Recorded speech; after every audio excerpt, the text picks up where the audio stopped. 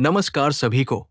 आइए आज हम विष्णु महापुराण के 5वें अध्याय में दिए गए ज्ञान को जानने कोशिश करते हैं।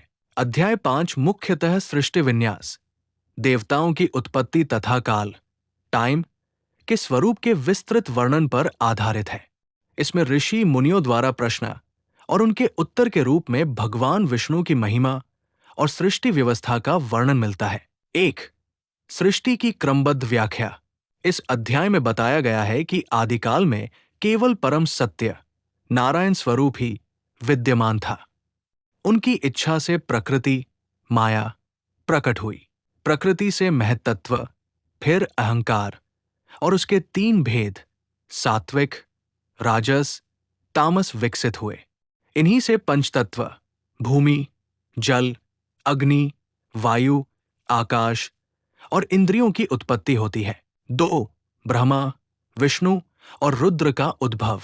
तामस अहंकार से ब्रह्मा, सात्विक से विष्णु और राजस से रुद्र की उत्पत्ति का वर्णन मिलता है।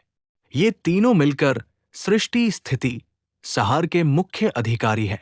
3. देवताओं की उत्पत्ति। इस अध्याय में 8 वसुओं, 11 रुद्रों, 12 आदित्यों और अन्य देवगणों की उत्पत्ति का उल्लेख है। देवताओं के कर्तव्य और ब्रह्मांड की व्यवस्था में उनकी भूमिका भी समझाई गई है। 4. मनुस्मृति एवं मनवंतर चक्र।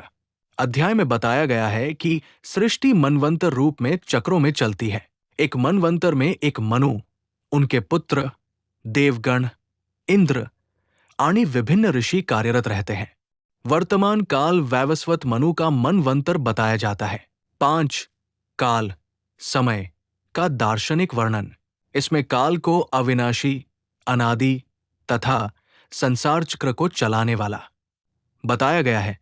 समय के सूक्ष्म से लेकर स्थूल माप, क्षण, मुहूर्त, दिवस, पक्ष, मास, ऋतु, वर्ष, युग, कल्प का उल्लेख मिलता है।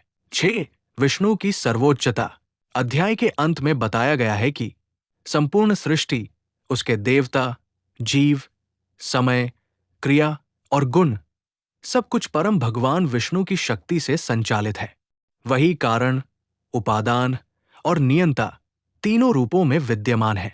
तो कैसी लगी आज की ये जानकारी? अगर आपको अच्छी लगी तो वीडियो को लाइक, शेयर और चैनल को सब्सक्राइब करें।